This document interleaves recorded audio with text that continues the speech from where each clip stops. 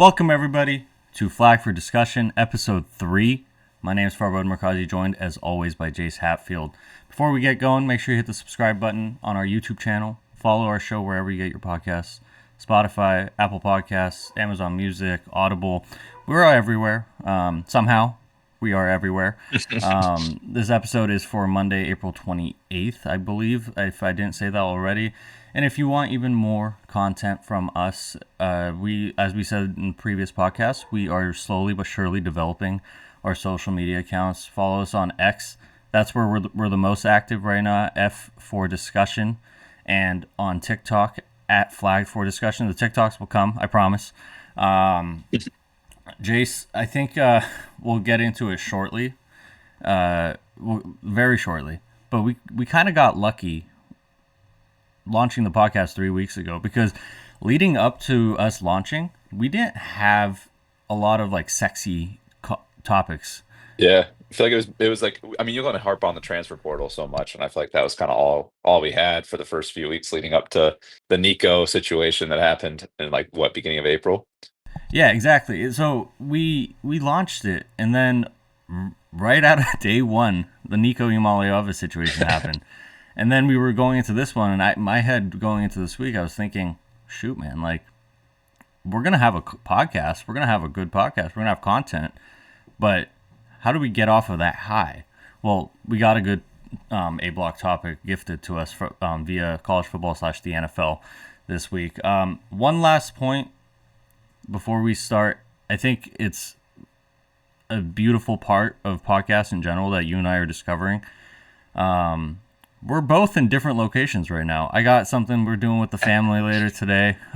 You have a special weekend too. It's just fun. As long as you got Wi-Fi and a device to record it, I'm having fun with this. Like the ability that we're actually able to even do this. It is. It's pretty lucky. I mean, yeah, two different backgrounds. I got my mom's fun welcome decorations. Oh, other shoulder. Hell yeah. Welcome home. Live, laugh, love decorations behind me, so it's great. Alrighty. So, with that said, we mentioned the sexy topic for this week. That might just become a segment, our A-block sexy topic. But This is gonna be you every week. Sorry, I'll talk man, about. hey, we're a little early for that kind of talk. All right, let's get into Shedeur Sanders. This is obviously the talk of this past week. We have kind of a college football NFL merger show lined up for everyone listening today. Shedeur Sanders, obviously, for anyone who hasn't tuned into the NFL draft, he wasn't taken in the first round, in the top 5, where some expect him to, in the top 10, where most expect him to, in the first round, where I would say 98% of people expect him to go. He ends up being drafted to the Cleveland Browns in the 5th round, pick 144. One thing, Jason and I, when we started talking about this on Friday after he didn't go in the first round, we kind of collectively decided, let's save our takes, let's surprise ourselves. So I want you to roll with it. Let's talk about Shedeur. Yeah. No matter how off of Shedeur Sanders you might have been, or you in personal here, no one expected 5th round. I didn't for sure. I was a little nervous he might go top 5. I didn't think he would, but I was like kind of thinking someone might go up and reach on him. Once that didn't happen, I thought for sure like that back half of the first round, maybe where the Steelers were picking, or even maybe worst case scenario, like one of those first Cleveland Brown picks in the second round. So the fact that he went 5th round, that says a lot. I mean, in order to fall that much after being, kind of being lifted up as a top 5 pick, you probably have to have issues on the field that teams didn't like as much, just in terms of your game film and stuff like that. But also, there's got to be something extracurricular going on. Whether I've seen a lot of reports about his interviews. I've never seen a confirmed good source talk about him. But something had to go on in that regard. I mean, sometimes too, the NFL doesn't hate sending messages. When brands become, the NFL loves that the NFL is the biggest brand. So I think, sometimes when the NFL feels threatened because a single person has a big brand and a big following and a big presence, they tend to shut that down. Whether that's the correct thing to do or not, that's a different discussion. But, it happened with Colin Kaepernick's situation when his name became bigger than football. They really put a statement out there like, hey, we don't want that. Johnny Manziel, not in the draft, but trying to resurrect his career was a similar scenario. I think we saw it with Shedeur. He's obviously a huge brand, him and his family. So I do think there's probably a little bit of this that the NFL was trying to make a statement of no one's bigger than the NFL. You are a football player first. I feel like there was a statement made. I almost feel like by him going so late here. I would agree. I think the Kaepernick stuff to me is a little too far. I don't think he was blackballed by the Different league. thing. Yeah, I in general like you said, no one expected him to fall this far. Even his biggest detractors, whether it be they don't like the Sanders family or they don't like his personality or they don't like the football player, even his biggest detractors said he probably deserves to go first round. Where I fall in this is it's a lot more understandable if you just look at the timeline of events. I think a lot of people have either revisionist history or they like to forget certain key moments. So before I get into the points that I brought up over our text, but I want to make it clear. Shedeur Sanders is a good football player. Shedeur Sanders is a good quarterback. Is he an A+ level prospect? No. Is he a B? Yes. If his last name wasn't Sanders or whatever, would he have been drafted higher? I believe so. Where I think it kind of started. So let's start with the timeline. I have it written up here, so yeah, if I'm looking up there, that's why. Last offseason, Shedeur, one of his old teammates, it was a safety, had entered the transfer portal at his new school. He mentioned something in the press, in a press conference or something, about Colorado. Shedeur clearly didn't like it, and his comment, he tweeted out afterwards saying, "I don't even remember him, to be honest. He must have been very mid at best." Now take that with a grain of salt. Young kid, whatever. Then during the season, Colorado loses to Nebraska. I think it was 28-10. And Shedeur's comment, while it might have been taken out of context, his direct comment in the post-game press conference was, "How many times did Dylan Raiola get touched?" Throwing his offensive line under the bus. Yep. At the NFL Combine, in the pre-Combine pressers, I'm not the guy that says don't wear your hat on backwards or don't be yourself. I support any player who truly dives into who they are and like their personality. But there was a couple things he said in that presser that seemed a little arrogant. I think, or could have come off as a little arrogant. And then I personally didn't love the fact that like he was asked about pressure and he mentioned, "You know who my dad is. We're used to it. Like we're trying to invest in you, not your family or your father." So that's the initial timeline of events. And then, as you mentioned, the bad interviews that came in, the reports. And I think you and I know at this point, NFL combine or NFL draft reports that come out, especially the week or 2 weeks before the draft, we almost have to take all of those with a grain of salt because half of them are from coaches or GMs from teams that want to see a player fall to them, or want to see someone come up and trade up for their pick. So it's not necessarily that all those guys hated Shedeur, but maybe they wanted Shedeur to fall to them. So I didn't know what to believe when I saw the bad reports that came out, but it is clear he probably didn't give off the best impression to some teams in that. And then now if we want to frame it a little more, and I know I'm rambling, but I want to get all this out. If we want to frame it a little bit more, realistically, there were 4 to 6 teams in the draft in the league this year who were looking for a quarterback. If each of them didn't like his interviews, and with all the tape behind him, in general, it makes sense why they were like, I don't want that guy invested. I don't want to invest millions of dollars in that guy who in 3 to 4 years, I will have to give a $200-300 million extension if everything pans out. I also want to point out, I'm not saying, Jace, that NFL teams are above the like are on a higher moral ground. They're not. We've seen the Yeah, Browns. we've seen it. We've seen the Browns give Deshaun Watson a fully guaranteed $230-something million contract. We've seen teams give out contracts to people who are felons, who've done terrible things to women. We've seen people, players in the league, do bad things or have pretty bad character, and still be successful because the talent is there.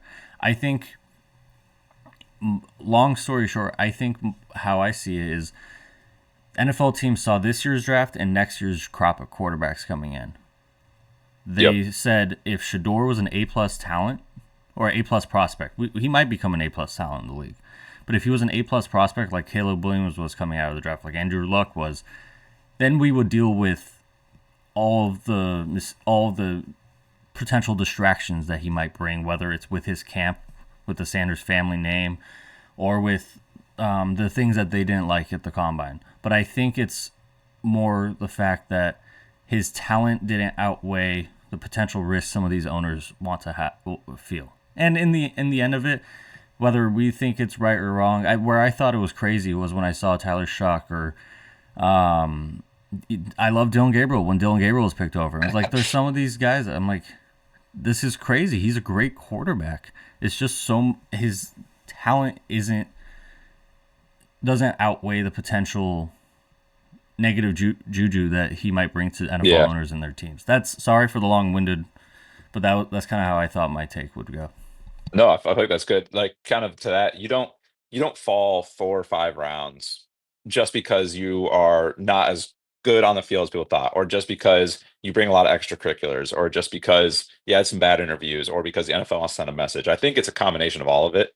And I also think, unfortunately, the media, especially with with Shedeur Sanders, I think some media members, especially ESPN, uh, really hyped him up a little bit more than he should have been in terms of where he actually stood talent wise. Two things that really stick out to me. Number one, he took the most sacks of the Power Four quarterbacks last year, which in the NFL, a sack will kill your drive. In college football, you can survive a 3rd and 18 and somehow make a crazy play. It'll happen. The NFL is not like that. A sack will kill a drive, and in the NFL, 1 or 2 straight punts can be the difference between winning and losing a game. And in the NFL, you can't risk negative plays, and having a quarterback who's prone to negative plays isn't the most attractive, situation. And you combine that with he does have a very slow release. It is very accurate, decent arm strength, but his release is incredibly slow. And the combination of a slow release and already taking a lot of sacks in the Big 12, NFL teams are probably looking at that like, I can't afford to have this guy sit here and take 6 sacks a game, uh, loses 40 yards. That's 4 punts. Maybe we could have pulled into points. So there is on the field stuff too. I think he got a little hyped up talent wise more than maybe he should have been, combined with the fact that I think his weaknesses, unfortunately, just really get amplified in the NFL. I think you're absolutely right. The football side of it is clearly there. Like I said, when I say he's not an A-plus prospect, it's because when guys are grading out these prospects, it's not only can he be a good quarterback, but does he have A, B, C, D skills and traits and whatnot. And some quarterbacks who have come out in the past years do. I don't think there was one A-plus prospect in this year's draft. Cam Ward's a great quarterback, but do I think the fall off from Cam Ward to Shedeur is that much? Probably not. Yeah, not 5 rounds. Yeah, exactly. So it was clearly, like you said, the NFL seemed like they were sending a message of sorts with, like, no one's bigger than the NFL, no one's bigger than the Shield. They will always look to make that message known. With that said, I think NFL GMs and owners, I'll steal a take from Colin Cowherd. He hates when quarterbacks wear a backwards hat. I don't care really about that, but he basically says, like, on the Wednesday press conference where you got the bank sponsor behind you and you're supposed to represent your team and organization, he wants his quarterbacks to truly do that, truly represent the organization. Where I fall in that is like I don't really care if a guy's like I said if a guy's being himself or representing himself, as long as he's not looking sloppy. I think, like I said, the timeline of all the events plus the tape on the field where he, like you said, he has a slower release. He's been prone to, at least accused of taking sacks over throwing the ball away, so his completion percentage can be higher. I don't know how true that is, but he just took a lot of sacks. Mhm. The matter of the fact is, like, combining all of that, plus his combine presser where the hat was backwards. Like I said, that's not a problem. Like, your hat's backwards right now. But the where it just seemed like he was coming off of like coming off as I'm bigger than the team, that I'm bigger than your Yeah. team, I'm bigger than the NFL, I'm bigger than all of this. And I think, look, this could be a very humbling moment for him, and I'm rooting for him to do well, because personally I haven't been, and I know we haven't been doing this podcast for throughout the Sanders era, but as you'll come to know, I'm not as big a Dion or Sanders family detractor as a lot of people out there are. Mhm. I think there's certainly negatives with how they go about their business, but I think for the most part, it's fairly just entertainment and fun. And Mhm. everyone has a take, and that's why Shedeur's leading our A block. So if Shedeur does well, it's content, man. Like it's good for the Yeah. kid, and it's good for everyone who's talking about sports. So I'm rooting for him to do well. I think Yeah. where go ahead. I was gonna say, it's kind of to add to that a little bit. I think this is probably best case scenario for him, to be honest. I think had he gone top five, one of two things happens: either he doesn't live up to the hype, or even just first round doesn't live up to the hype, and then I mean, his detractors would just go bonkers. He almost would like, just he would get so much hate through the internet, it would almost be a problem. Or it pans out for him and it works out, but then people probably just call him cocky, and no one really like appreciates him being good as much as they probably should. But with him going fifth round, especially, if it doesn't pan out, then honestly, people are just probably going to chalk it up as, yeah, he really wasn't as good as we all thought, whatever, and kind of move on from it. But if it does work out for him, there's a chance, he learns a lot from this. I hope that it maybe humbles him a little bit. I hope that maybe, it helps him see the world outside of maybe Colorado and working for his dad and or being on his dad's team and that kind of thing. Maybe he grows and he learns. Maybe he like does some inner reflection. Whatever would happen in interviews, maybe he can grow from that. But I think if he comes out on the right side of this and actually ends up being good, I imagine it'll be able to at least turn a handful of detractors to say, all right, you know what? Like I respect your growth. I respect where you got to. So I do think this was best for him in the long run, as much as it might sting right now. Yeah, and there's a football aspect to this, of course. Their Cleveland Browns drafted two quarterbacks this year. They brought in Kenny Pickett to compete for the job. They still have Deshaun Watson on the roster. I'm assuming he's going to be cut.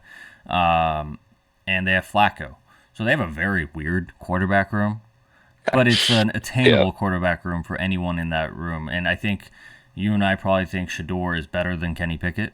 And yeah, I would. it and then we'll see where Dylan Gabriel and Kenny Pickett stack up against the experience of Joe Flacco. If if he steps in and does things the right way, like I said, I think in general the detractors of the Deion Sanders family, the Shedeur Sanders like name, they don't fully understand or they don't fully buy into the players. They just see the personality or the actual attitude in general of what they say, what they come off as. So that's what I was trying to get across earlier, where those guys that were certainly sorry, the camera's jumping again, but I think a lot of detractors essentially they don't actually see the football. They just see what they say, what Hmm. they do, and I think that's why I tried to lay out the timeline of just trying to explain why this happened. It's I think a lot of people saying, "Oh, he's been blackballed," or he's being no NFL team's going to want him. I'm sure there's always a market for a good young quarterback who they can have on a cheap deal.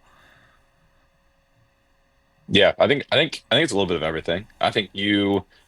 yeah, like we've said, you don't fall that far without being a little bit overrated on the field, having some bad interviews, maybe some personality issues that teams don't like, and then maybe there's something political. I don't say political as in like the, like Republican, Democrat, political, just, the nature of politics going on as well. So I think could be a little bit of everything. It'll be interesting. Obviously, we haven't really heard the Sanders family talk much about this. We have not heard the NFL talk much about it. So once these real reports start coming in, I think we'll have more answers. But I have to imagine it's a little bit of everything. Yeah, I think in general, I mean, I have friends, family asking me why Shedeur dropped, and like you said, there's a lot that people want to just make up about why he dropped. I think there's a simple step by step explanation that leads you to the answer, that leads you to understanding why NFL owners may not have wanted to take this kid. As we said earlier, I hope he succeeds, man. It is good for Yeah. it's good for everyone involved for him to succeed and make it better. I think from here though, unless you got anything else to say about Shedeur, No. we're gonna go from one player picked in the NFL draft to several more who have left our game and are going on to the draft. Let's who are going on to the NFL. Jace, I think this is a really good place. We're not going to talk a ton of NFL on this show in general, but this is a really good place just to talk about these kids that we've followed for 4 years of their college career and see where they're going now. So I think, do you have any players you love? And let's start with a player you love but you don't like the fit or of the team Ooh. he landed on. Okay. I know we like briefly discussed some guys. One name I'll highlight here is Harold Fannin Jr., the tight end out of Bowling Green. He played high school football. So played high school football I believe he's from Canton, Ohio. Went to Bowling Green. Now he's in Cleveland. We'll stay on the Cleveland Browns here. So, Ohio guy through and through. I think that's like on paper, that's exciting. But the actual scheme fits for him. I'm not sure I'm a huge fan of. New offense coordinator Tommy Rees this year. The kind of most notable offense he was a part of was that 2023 Alabama offense. That was like kind of they had the Jace McClellan, Jalen Milrow first year. The reason why I don't like that fit for Harold Fannin is that Alabama offense ran the football a lot. They were one of the top rushing teams in the country. They run the quarterback a lot. They had two running backs they used. And then on the flip side, they didn't throw the football much. I think they were ranked of the power of FBS. They were the 48th passing team in the country. Very little of that production came at the tight end position. Now that could also be a personnel thing, although it's Alabama. So how often do they really have a personnel issue? But I don't like that fit. I think as a team that's going to look to run the ball, they also drafted Quinshon Judkins and Dylan Sampson. Dylan Gabriel's a quarterback that can run a little bit. Kenny Pickett's a quarterback that could run a little bit. If they keep Deshaun Watson, he's a quarterback that can run. Uh, so I'm a little bit nervous in terms of like what the offense is even going to look like for him volume wise. And he's a guy that like really relies on catching I mean, he had 117 receptions last year, 1,500 receiving yards, and 10 touchdowns as a tight end. That's unbelievable. And he's a very versatile player. In high school, he played safety, he played linebacker, and he played tight end slash wide receiver. At Bowling Green, he actually had 10 rushing touchdowns. He had accumulated over his career there, had about 600 rushing yards. So I like this. I like that it's Ohio through and through. I think he's a really good player. I think he's a special talent.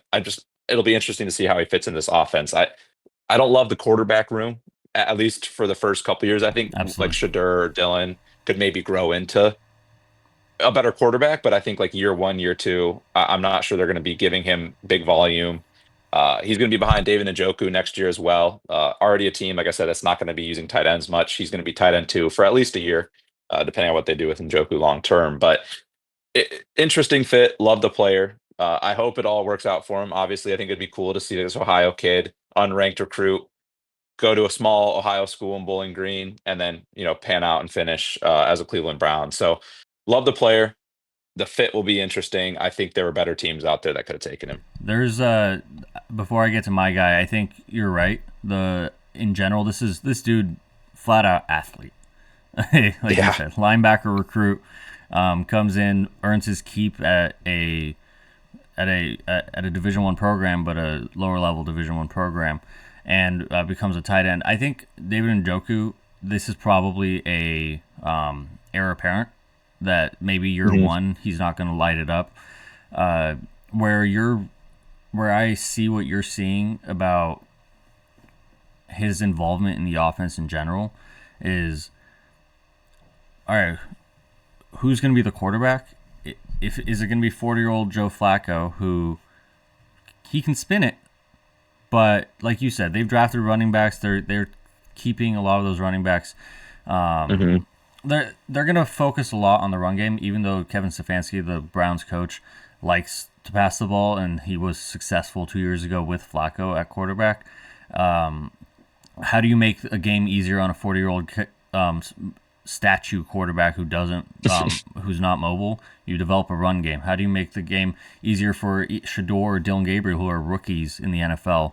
Whichever one of them comes out, if one of them is the quarterback, you establish a run game. So, in general, yeah, the receiving options are probably would have been better places for him. I don't hate the fit.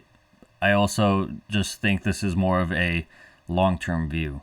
Yeah, that could be the case for him. My guy of player I love but don't like the fit is Luther Burden.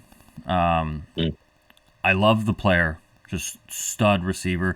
He had a really good 2023 season, and then his production almost halved. But he's really good after the catch. In general, I don't have his numbers up in front of me, but the reason I don't love the fit. One thing when we were trying to set up this segment was we don't want to make an NFL segment out of it by saying, "Oh, the Bears should have taken this guy instead." I think when you're talking about the Bears roster, and I have it right in front of me, they got Caleb Williams, DeAndre Swift, quarterback, running back. They also have DJ Moore and Rome Odunze, who are going to demand a lot of touches. They also have Cole Kmet. They just drafted Colston Loveland. Those guys are going to demand a lot of touches from the offense. You know Ben Johnson very well as a Lions fan. Who's there? You go. You got that sweatshirt. But in general, I think there could have been places that he could have gone that would have utilized him more. Now, this might be just the same thing they did with Rome last year, is get him involved, but he's not going to be the focal point, which could end up being really good for him. But for a guy that has the ability to break away like he does, the ability to get yardage after the catch, he's going to fit well with Ben Johnson's offense. I almost wonder, though, could he have gone somewhere where he would have been better utilized or become more of a focal point? Yeah, that's kind of a lot of mouths to feed situation, which is it's always hard to determine who's going to be the guy that like steps up and takes over, those kind of situations. In no way, shape, or form are either of us claiming that Harold Fannin or Luther Burden can't be good in their systems. These teams know obviously way more about the schemes and what they're trying to do with these guys than Farbod and I do. But yeah, it's just kind of from the blanket, and especially like I think what Luther Burden ran into in college in 2023 when he had that big year was he was the main go-to guy in a Missouri offense, catching a lot of screens, a lot of drags, a lot of bubbles, things of that nature. Ben Johnson doesn't do a lot of that. You didn't see a lot of screens out of Ben Johnson that went to wide receivers.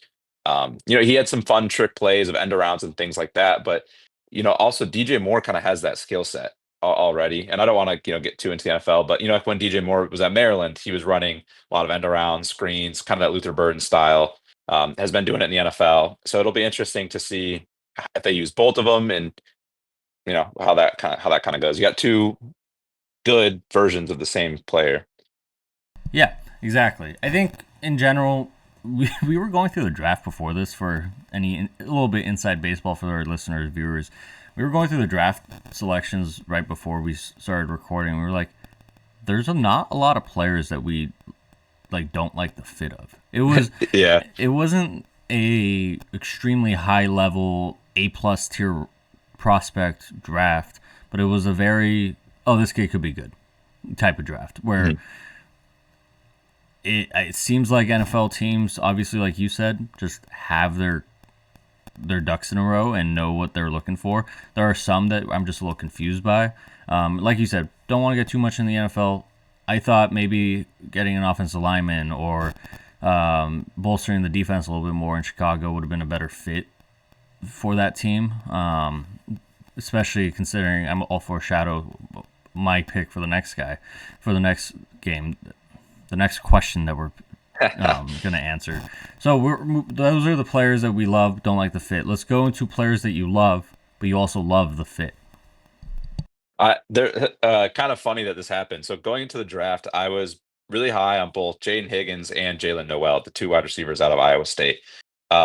A well-coached football team. Iowa State guys tend to produce pretty well into the NFL, translate well in the NFL. I think that's like credit to Matt Campbell. I think he runs a good program over names Iowa. So I was high on both of them, and both end up being Houston Texans. So I was like, all right, I got to pick one of them here. So I'm going to go with Jane Higgins as my answer, just purely because they use the draft capital to get him early, which usually I think when that happens, it's a good sign a team likes you and like what you give. I also think he's very productive. Only in 2 years at Iowa State, over 2,000 receiving yards, 140 receptions, double-digit touchdowns, big body receiver. They bring in their new offense coordinator, Nick Caley. He was the passing game coordinator and tight ends coach for the Rams last year. If you know anything about the Rams, Cooper Cup, Puka Nakua, almost mix those names up there. Two like bigger body receivers that I mean, tons of volume, tons of production, yards, receptions, touchdowns, everything. So I think Jane Higgins fits that role pretty well that he's looking for. Because neither you never call Cooper Cup incredibly quick or the most laterally fast guy in the league. But very reliable, good route running, great hands, big physical receiver, and knows how to use his body. I think Jaden Higgins kind of fits that exact profile. So I like what he projects. Diggs is no longer in Houston. Tank Dell is still pretty banged up, I believe. So I think that also leans into the Jalen Noel situation. But I think there's a clear room. You have Nico Collins and then a handful of wide receivers who have been there for 2 or 3 years but have never really stepped up.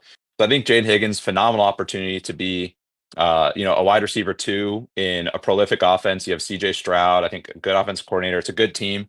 Odds are it's a good team in a weaker division. You're going to be fighting for playoff spots. So I like the position he's being put into. I like the player a lot. So I think he'll be a fun guy to track this year. Him and Jalen Noel both, and also just kind of fun having your college other wide receiver join you in the NFL. That doesn't happen often, I don't believe.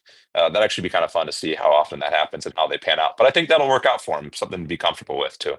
The only counterpoint I had to that, I agree with you. The only counterpoint I had to that was Houston's a team that right now is basically revamping their entire offensive line.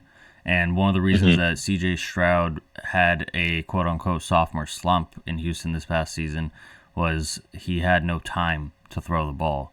Another reason he had, but like counterpoint to my counterpoint, another reason he had a sophomore slump was Nico Collins was there, but then Tank Dell was banged up, and then he towards the end of the season suffered a really devastating injury.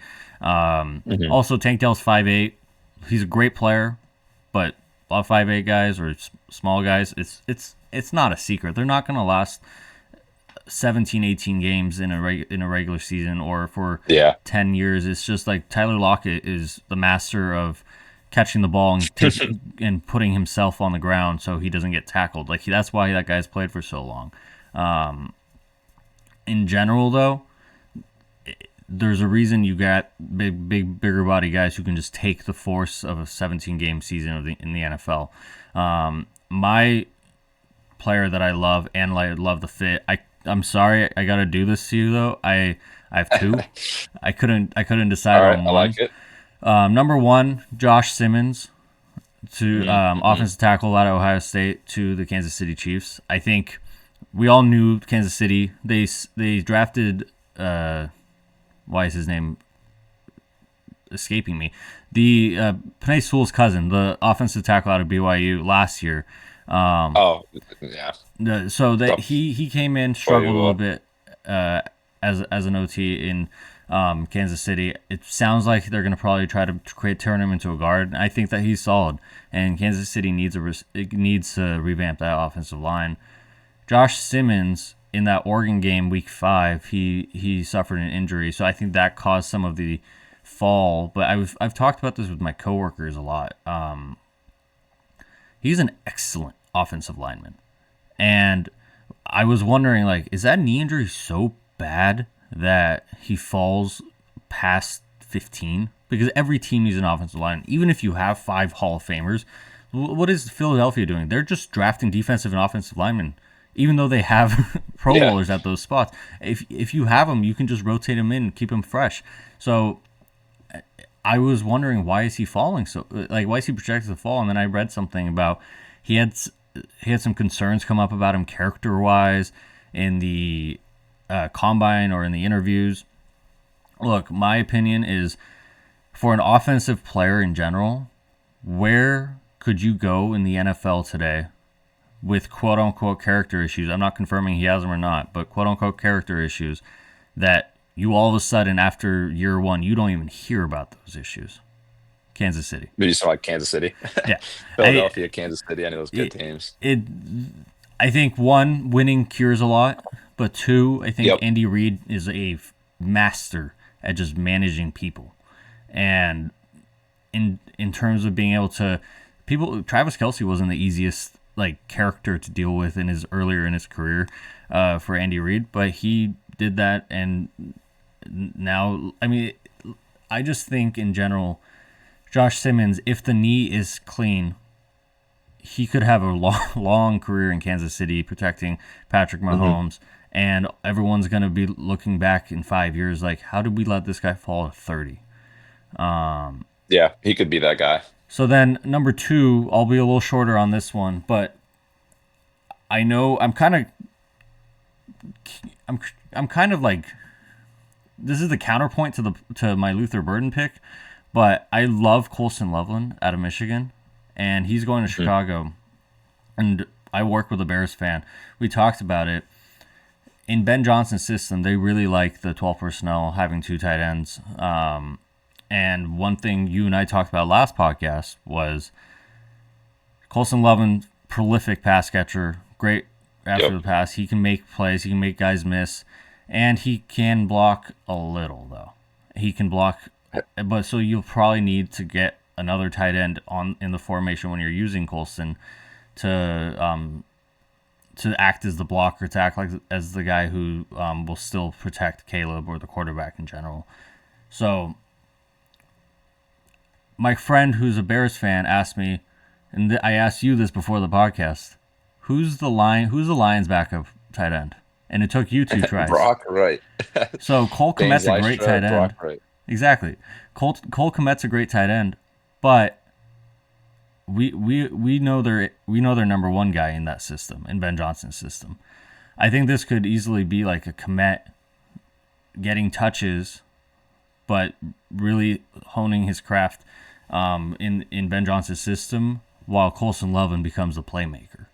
I agree. I think that's what's going to happen with those 2 tight ends. Yeah. So I couldn't pick one. I really like Josh Simmons. I really like Colson Loveland. I liked Genty to the Raiders. Yeah, I didn't want to pick that one because it felt obvious. There are 32 teams that could have drafted Genty, and he could have been love the player, love the fit.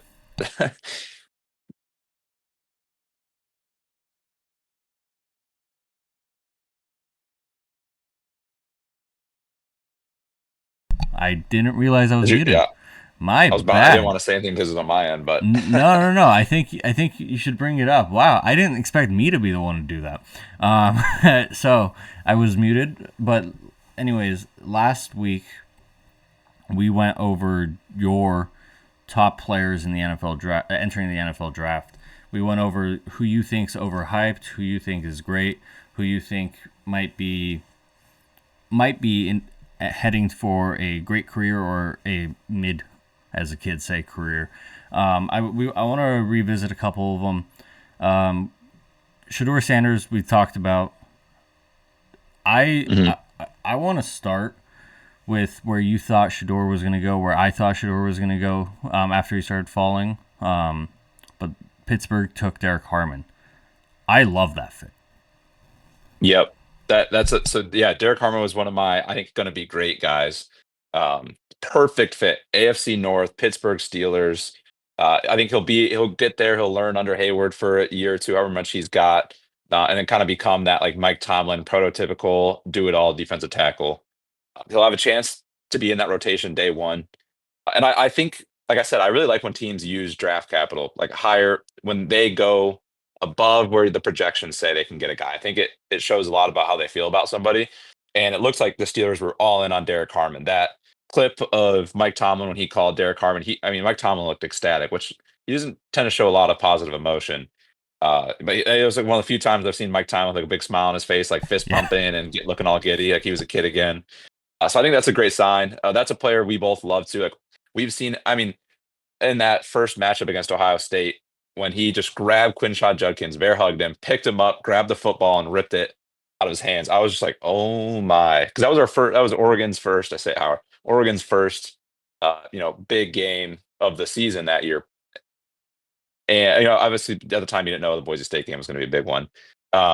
That was their first big game. So your first real look at, okay, what's this Derek Harmon kid going to do? Came in from Michigan State in the offseason, just before this past year. And that play was, I was like, oh my goodness, this guy is the real deal. And he never backed off of that. I believe he led all power 4D tackles and QB pressures and was like second or third in tackles for losses. Uh, Unbelievable athlete, big human. Just seems to kind of fit perfectly with what Mike Tomlin wants to do. So I'm excited And for then him. if you just think about it, the Steelers in general have led the NFL in defensive spending for years. And Hmm. this is an opportunity for them to get first round picks cost a lot, but cheaper players who are really great in that system so they can start devoting more of their money, which they're going to have to do and to modernize that offensive system to the offense. I Yep. just love the idea of him playing alongside TJ Watt. And Yep. the people are going to have a lot of trouble. Like, we can say a lot of things about Mike Tomlin's offenses, especially after Big Ben retired. But even during then, like, it's just been meh as an offense. But their Yeah. defenses have been the reason Mike Tomlin still hasn't had a losing season in Pittsburgh. And that's going to be really fun. Let's go to a guy I think I should have put in the really good fit, Omarion Hampton to the Yep. Chargers. That's just the guy that if you think Jim Harbaugh, can I just ask you how does Najee Harris and Omarion Hampton as your running back tandem sound? He did plenty with Gus Edwards and J.K. Dobbins last year. Now you just Yeah. upgraded both of them. They're both young, and I personally think, like we just talked good about the Steelers defense. I think Najee in general is going to have a much better season in Yep. the LA system because it's an actual system. With that said, Omarion Hampton, I love that pick, and you had him as great. Yeah. I like that's a player I like a lot. And the only valid knock I think on Amari and Hampton coming into the draft process was didn't have a lot of receiving work on film from like his North Carolina days. Not that he can't do it, just there wasn't a lot of film on it. But Harbaugh doesn't use running backs a whole lot in this passing game the same way that, like the Detroit Lions might with Jameer Gibbs. So I think like it almost worked out perfectly that his one weakness didn't really even matter with the team he's going to. Also, I think the Chargers have done a good job setting themselves up well with the offensive line to make these kind of picks now. Get Rashawn Slater a couple years ago, hopefully get him fully healthy for a full season. You get Joe Alt last year, and we all thought he was going to be great. He looked great. They've set themselves up well. They have a veteran quarterback at this point in his career, starting to upgrade the wide receiver room. So I think Omari and Hampton's going to be in good hands and definitely have the opportunity to prove me right with calling him going to be underrated / great. Yeah, and last year we had I feel like for anyone out in LA and supporting the Chargers, you had the makings of a Jim Harbaugh team. But I don't think it was a true Jim Harbaugh team just because the pieces weren't there. I think the pieces are starting to fit now. Great Hmm. quarterback, great offensive line. They signed Mekhi Becton too. Two really talented running backs and a strong defense. I think that's setting up for a Jim Harbaugh team who, whether he has detractors and people who don't like him, that guy wins. No matter where he goes, that Yep. guy wins. Sticking with that team, a lot very kind of unknown You also had Jamari Caldwell, the defensive tackle, Yep. out of Oregon again. Wow, Oregon's losing a lot. Wow, that's gonna be tough. Like he. If you're talking about big boy with Derek Harmon, Jamari doesn't have the height, but that guy is a big boy. And he's explosive. He's fast. He's got everything he needs to be just top of the line type of player. What do you think about his fit with the Chargers? Also great. I mean, you look at Jim Harbaugh again when he was at Michigan. He loved big D tackles that were physical, that were run stoppers, that could disrupt a football game. He loves to do it at the trenches, and that's what Jamar Caldwell was. He's so big. He basically, no matter where he's standing, there's two lanes he's taking up.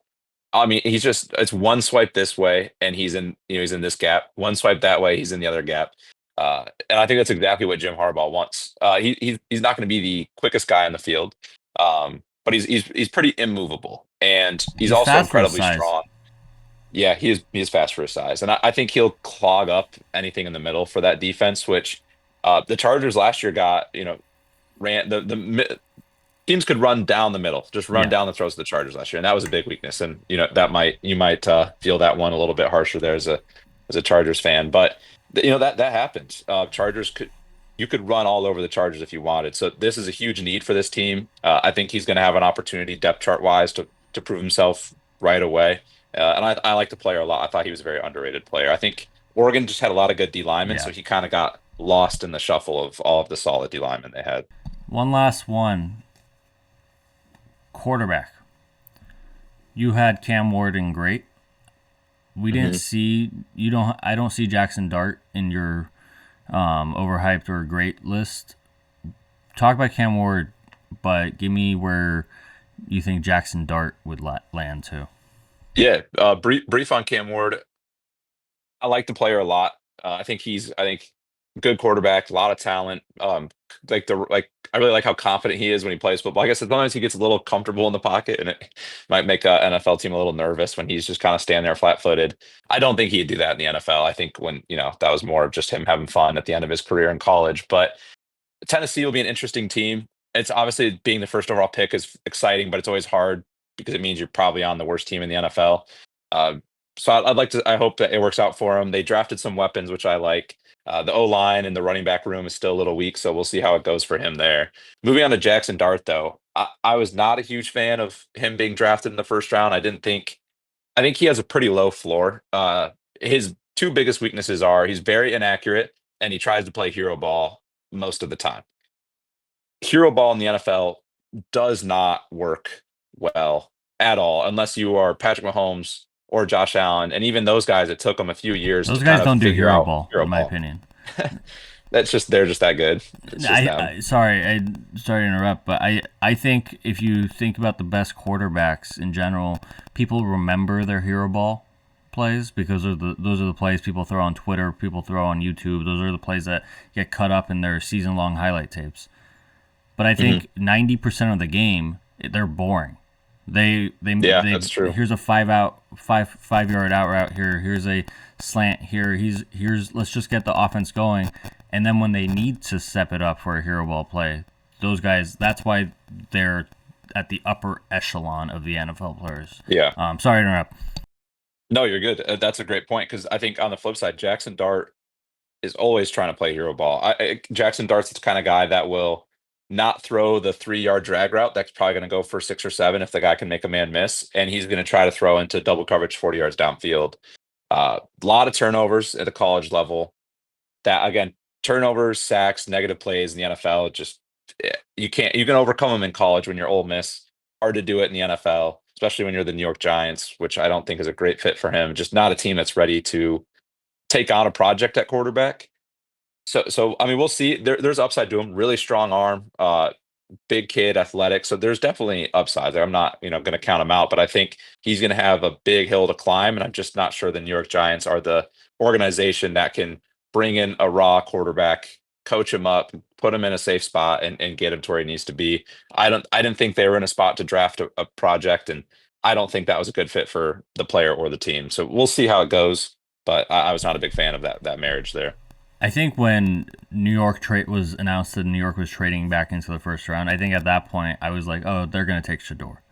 Yeah, I thought it was Shedeur for sure. So at that point, I was in utter shock because ESPN did a funny thing. They must have gotten tipped off about it, but they announced New York was trading up. They showed Jackson Dart's draft party, the draft feed, and then they went to commercial. So in my head, I'm like, okay, so are they trading up for Shedeur, or did ESPN just tell us they're taking Jackson Dart without telling us they're taking Jackson Dart? And they ended up taking him. I think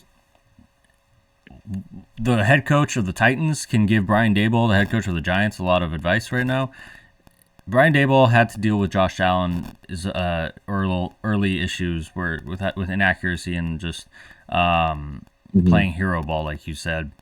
So if there's anyone qualified enough to try to get Jackson Dart out of that mode, it's Brian Daboll. But why is Will Levis being basically kicked out of the Titans? He has talent. He's strong. But like you said, he tries to play hero ball, turnovers, taking sacks. All of that's a little bit too high of a clip. So if Jackson Dart can clean some of those up, then great. If not, I think New York might be looking for a new coach and GM next year at this time. Yep. I want to finish our NFL draft conversation in general by something we both forgot about when we were laying out the show today. Chris Hummer, I think he's with 24/7. 24/7 CBS Sports. He tweeted out on Thursday how the NFL draft first round stacked up. 5-star kids, 11 were drafted. 4-star kids, 15 were drafted. 3-star kids, 4 were drafted. Unranked, 2 were drafted. So those 2 unranked were Cam Ward, ironically, went number 1, and Gray Zabel went to Seattle. Is that his name? Yeah. My point is, and we talked about it last week, the rankings do matter. If you look at the first round of the NFL draft, 26 of the 32 picks were 4 and 5 stars. That's a big chunk. And yeah, especially how many were 5 stars again? Because there's usually only like 30-ish per class. 11 5-stars. 11? Yeah, I mean, think of the hit rate. That's pretty impressive. Yeah, so I texted that to you, and we were both kind of hyped about it. I was like, holy crap. Like, it's just fun when you talk about one thing, one show, and it just materializes perfectly. I think this is where I can hand it over to you, though. We can talk about our Seahawks segment. I'm excited here. So I know we've had some fun doing my top 10s the last couple of shows here, but we want to mix it up. I want to give us a Farbod 5. Throughout the year, this will come around throughout our show. Some days it might be, all in on college football. Some days I might make him get a little fun for us. Today, Farbod, you're Farbod 5, which he knows the topic, but I don't know his answer. So I'm going to see them for my very first time with all of you. Give me, if we had a college football redraft tomorrow, every player, every active player, their name's up for grabs. Like you just logged on and MLB The Show and kicked off your Angels franchise, but you do fantasy draft because you're trying to get a new squad. You can take Riley Green first overall. Who are your top 5 college football picks in that college football redraft? Instead of Riley Green, I'd take Tariq Skubal. So, yes. So this is where the fun of it kind of begins for me. I was trying to make the rankings, and I texted you this morning. I have 1, 2, 4, and 5. I don't have 3. And I can't decide 3. I had my honorable mentions, too. So we're going to get into this. How I saw it, obviously, was who are the best players returning to college football. If I was going to start my college football team today, like you said, in franchise mode, fantasy mode, on video game, who would I take? So let's start out with my honorable mentions. I have I like that. Lenora Sellers, quarterback, South Carolina. Dude, that kid with Shane Beamer, and if that offense keeps developing, they almost upset Alabama this year. There's a lot of potential there. I really like Lenore Sellers, and I think if they have a good season, he could be a Heisman contender. And I agree. Isn't he young? He's like 19 years old, I think. So to me, he's just electric. Sam Levitt, I have as an honorable mention from quarterback Arizona State. Mhm. I just think last year, Arizona State obviously incredible season. Cam Scatterbo, Mhm. Kenny Dillingham.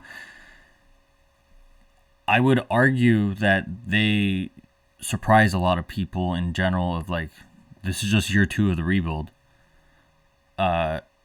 So let's see where we can go from here next year, and as we keep building and stacking our roster, keep recruiting well, keep developing our players. So I think Sam Levitt could be in for a big season.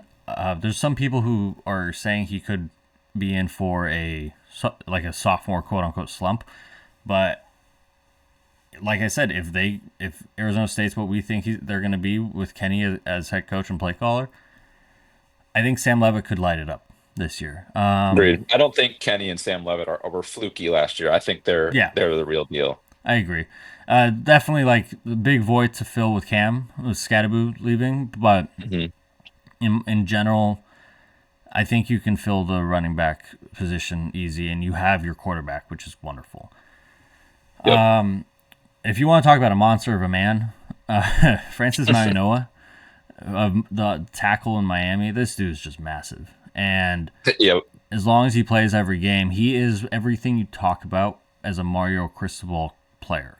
100%. Mario Cristobal, for those who aren't Oregon or Miami fans, he obviously goes after the best recruits for the offensive line, but he also, like, you'll see a guy like Francis Mauigoa go to Miami, who's a highly rated prospect, but Mario will also just go and find a 3-star kid, but he's like 6'7", 350. Like, he's like, I just want big bodies, and I'll teach him to play offensive Yeah. line.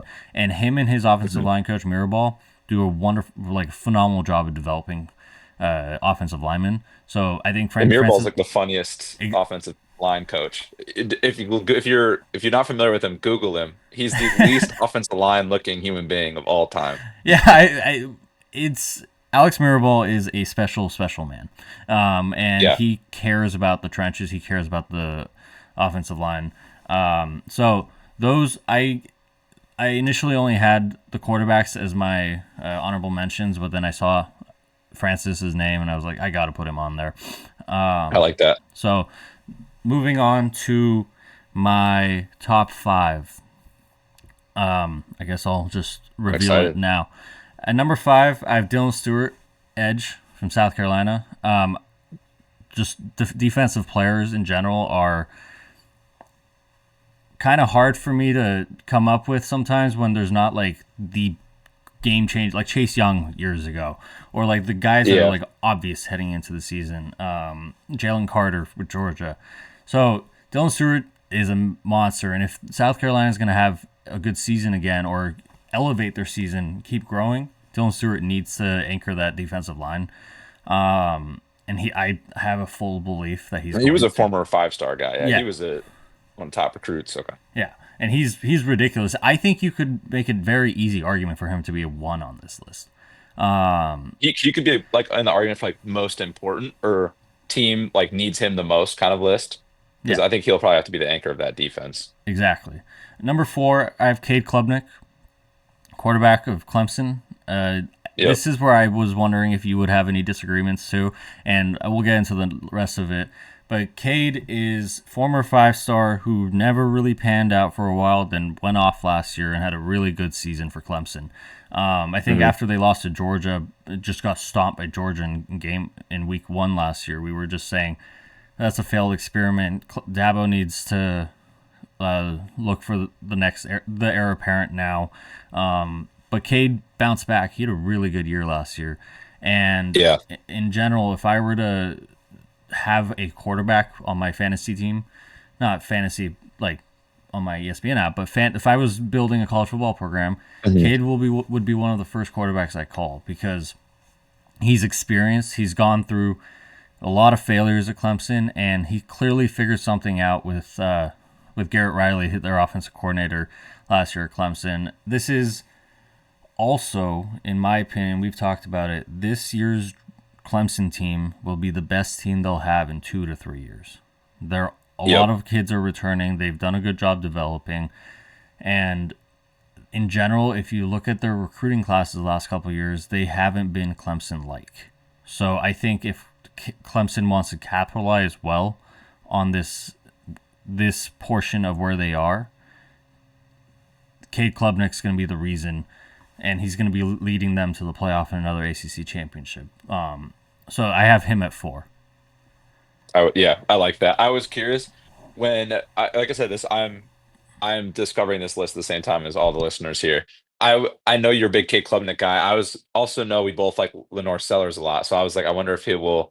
I was like, one of those guys will be in the top 5. One will have to be an honorable mention. I It was thought you were going to go the experience other for way, me. but I like the flip. I totally respect because yeah, Lenore's true freshman last year, I Yeah, believe. Yeah. it was So experience for me. I make, think Cade, like I said, he's he's been through a lot of failures, and so a lot of those could pop back up. I also like the Clemson team more. So, like I said, if Lenore's yeah, has an electric year, I think he could be in the Heisman finalists. But I think you could probably, in pencil, write Cade down as a finalist. Just and I agree. that might be a hot take, but if Cade elevates even a little bit off of what he did last year, and with this loaded roster that Clemson has, just if they go 11-1, 10-2, 12-0 in the ACC, make the playoff, I think that's a Heisman finalist type of year, especially as barring injury, of course. But for me, I the agree. only thing that pushed him over Lenoris was the injury. There was also there's one honorable mention I might have left out. Jeremiah Love, the running back of Mhm. Notre Dame. I think he's awesome. I think there's a lot of comparable potential running back seasons that we could have. Yeah. So 5, Dylan Stewart. 4, Cade Klubnik. Let's go to number 3. I have Caleb Downs. If you're watching on YouTube, safety of Ohio State. Now, I want to make it clear: if the NFL draft were tomorrow, Caleb Downs would go number 1, and Yes. he is probably the best, if not number 2, player in college football. Where I'm coming from, putting him at 3, is difference maker for a team. I think the drop off with the higher guys I have to the next level of player is a lot higher than an A plus plus receiver in Caleb Downs to a B plus, A plus plus safety in Caleb Downs to a B plus safety. Yeah. So when we're talking about, I had him at 2 for a while. I just didn't love the. I just don't think in terms of impact on the game, impact on winning. Unfortunately, the positional importance, I had to push him down to 3. Yeah. At the collegiate level, an elite wide receiver is a lot harder to game plan around than an elite safety at the collegiate level.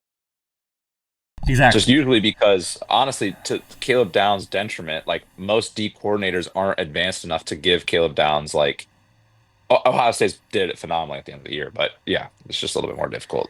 Yeah, it. Like I said, if the NFL draft were tomorrow, and it's he's still a year or 2 away from it, which is ridiculous.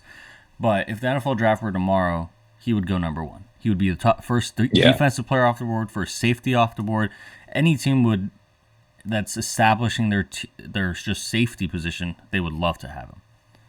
I Hmm. just think in terms of what wins games in college football, first you need explosive plays, then you need takeaways. I think you need to start with wide receivers. Number 2, Ryan Williams, Alabama. Yep. We saw a lot of flashes last year, and Ryan Williams is a wonderful, unbelievable wide receiver. There's nothing Hmm. detracting him, keeping him at 2. I know you might ask about why I put him at 2 and my number 1 at 1, but Ryan Williams for me, I think he's an incredible football player who any team would love to start their franchise with. Yep. Last year was a little, in terms of Alabama, and a little odd in terms of production in general. So when we're talking about what I think they could be this year, depending on no matter who's the quarterback for Kalen DeBoer in Alabama, you would assume in year 2 the system's going to look a lot more like what we saw at Washington in even year one with Kalen DeBoer. They're going to air it out a little bit more. They're going to be able to run the ball. They didn't run the ball much at Washington with him, but they at least ran it enough. So with Ryan Williams, I think he's gonna have a great year, and he could potentially boost himself up to a the Heisman platform at some point, depending on how he helps out the team. The problem with wide receivers being, I know Devontae Smith won a Heisman, but the problem with wide receivers being a Heisman finalist or Heisman winner is because someone has to throw to them to make those stats happen. And more often than not, unless they're Mac Jones, the quarterback's going to get the nod over the wide receiver. So that's my 5 through 2. We've given you my honorable mentions, and I think number 1 is the easiest option of all. Jeremiah Smith, Ohio State wide receiver. This dude just has it all. He has everything Ryan Williams has, and he does it in a grown man's body. Not that Ryan Williams isn't, but like Jeremiah Smith is ridiculous in terms of size, strength, speed, agility. I guess he's a freak of nature, like in the true sense of that word. Generational, like Ryan Williams and Jeremiah Smith, talent-wise, are very similar. Ryan Williams is just a little skinny, which is totally normal for being an 18, 19-year-old kid. Jeremiah Smith is built like prime Julio Jones when he was 28. And he is also a 19-year-old kid, which is just ridiculous. And I think Nick Saban made a joke on the College Game Day coverage of the NFL draft about Caleb Downs because someone asked him about how he likes the safeties in this year's draft. I think Saban said, well, Caleb Downs would have been the number 1 safety taken off the board this year and last year as a true freshman. Ryan Williams would have been the number 1 wide receiver taken off the board this year and last year as a true freshman. Like, Jeremiah Smith is right in that boat. That's why this is tough. Where I had some trouble building this list was, now do I build it quarterback first is number 1 most important because that's the most important position, and then you fill in the receivers afterwards. Like, let's say we were having 5 of us building our best superpower 7-on-7 teams. You probably would take a quarterback first, but when Jeremiah Smith is out there, he has to be your number 1 pick just because of how ridiculous. I agree, and I feel like Jeremiah Smith, kind of what you were saying earlier with the safety position, like Jeremiah Smith and Ryan Williams are so far ahead of the rest of the wide receivers in college football. There's a lot of really good wide receivers in college football. They're just that good that the gap is pretty large. Whereas the quarterback position, there's going to be a lot of really good quarterbacks in 2026. You could reasonably argue one of like 10 guys as Heisman finalists to have the big season, to be the best player on any given Saturday. There's a lot of good quarterbacks. So I do like that you put the wide receivers 1 and 2, because I think when you start, because it's a redraft, so you are going to factor in positional value. Just for the way the 2026 season projects to be, there's a lot more quarterbacks that I think have the claim to be, QB1 of the season, versus there's really just 2 wide receivers that are going to finish 1 and 2. Is it going to be Jeremiah then Ryan, or Ryan then Jeremiah? That, we'll figure that out. But those are definitely 1A, 1B, and then there's 3-tier drop off. And again, not because these other receivers aren't good.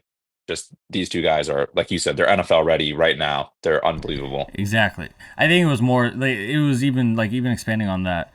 It's just what creates winning in college football. You obviously need a strong defense. You need a good defensive line. You need a good safety. You need good receiver. You need good everything. I get that. But I think safeties in general get lost, and can get lost depending on, you can scheme around that. You can't scheme around Ryan Williams or Jeremiah Smith. Like, you simply, no matter how good, Oregon found that out. Texas found that out. Notre Dame, they played them really well. But how did they win the national championship? What was the last play? It was a deep shot. Just telling Jeremiah to go. Like, you can't scheme around those guys. You just have to try to hope that you can hold them at bay at least a little bit. Instead of 5 catches for 120, you're holding them to 3 catches for 80. Or 3 catches for 65. Like, you're just hoping you can limit them. Safeties in general, you can avoid them, and that's why Caleb Downs is there. I didn't know if you would have a massive problem with that. I'm kind of glad you don't.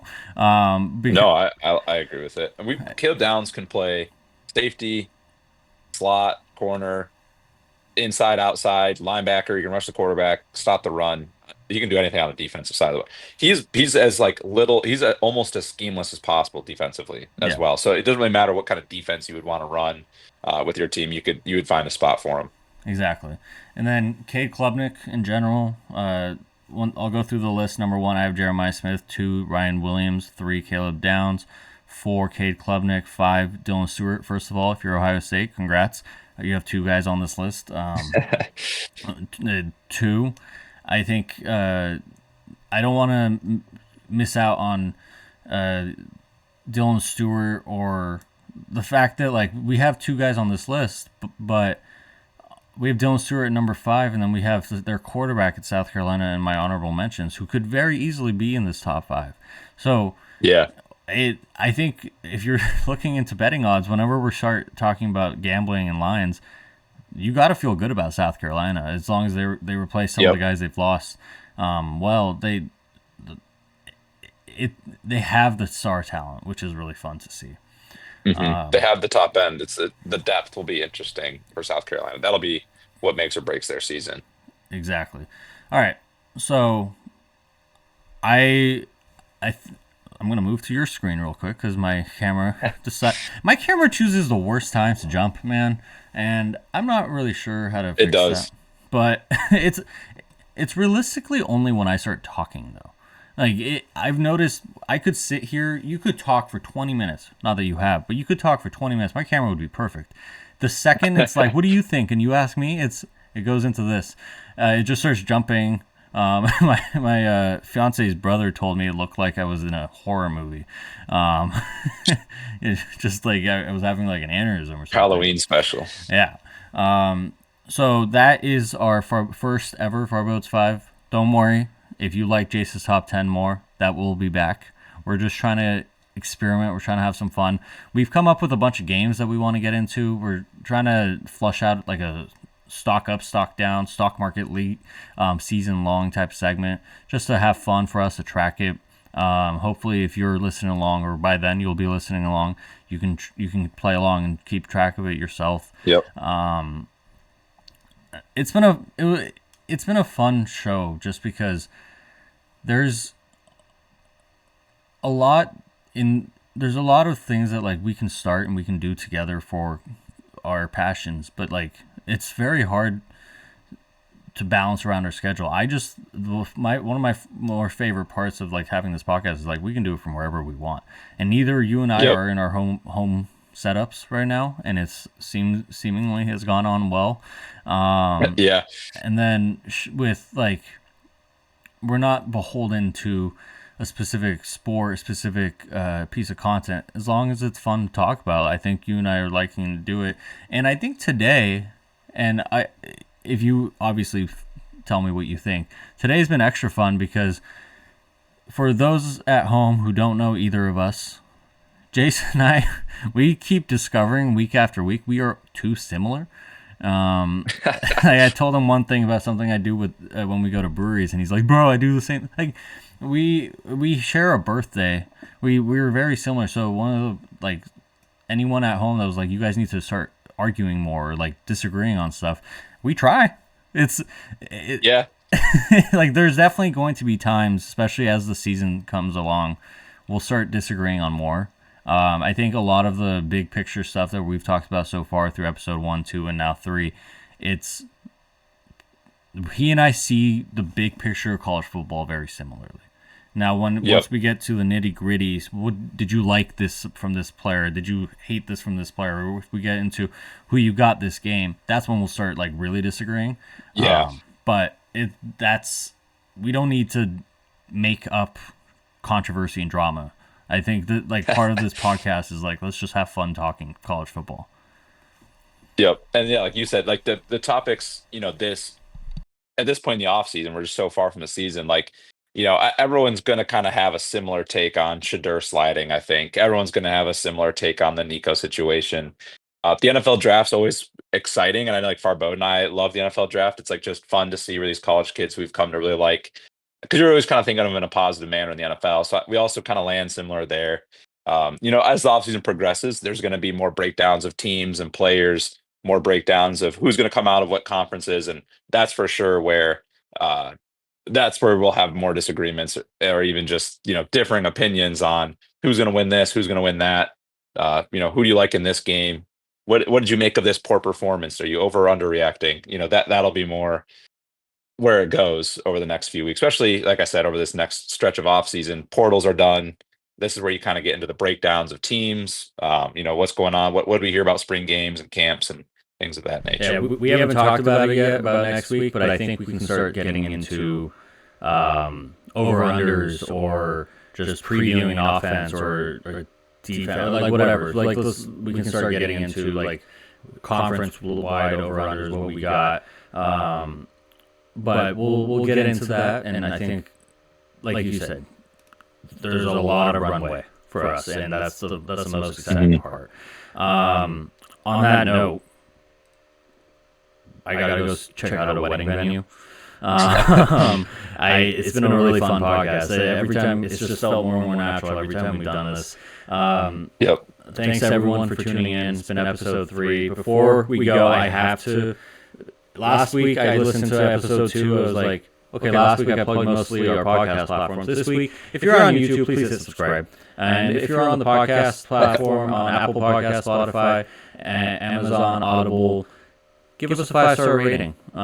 Subscribe, give us a 5-star rating. It does literally cost you nothing, but we would certainly appreciate it.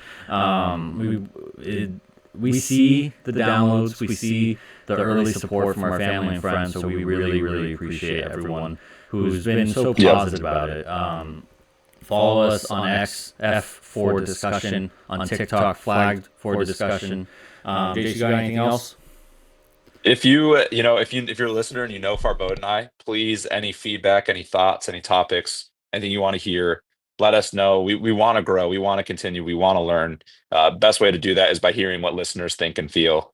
If you don't know us, X is a great place to go leave a comment to interact with us. There might not be many of you. There might be like 1 or 2 of you. And if that's the case, X is a great way to get us feedback as well. I can't believe I don't plug our own socials. You can follow me at Markazi15 on Twitter or X. Yeah, and if you have anything you want me to just throw into the show, if you're one of Jace's friends and you want me to have some fun with them or whatever without telling them, DM me. But like I said earlier, we have a lot of games and segments we have like drawn up in our doc.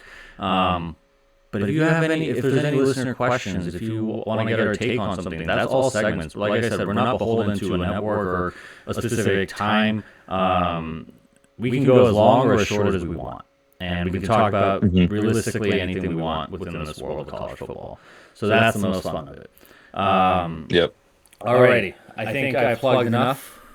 We've done our homework. We've taken the test. I think now all I need to say is that's been flagged for discussion. Thanks for tuning in.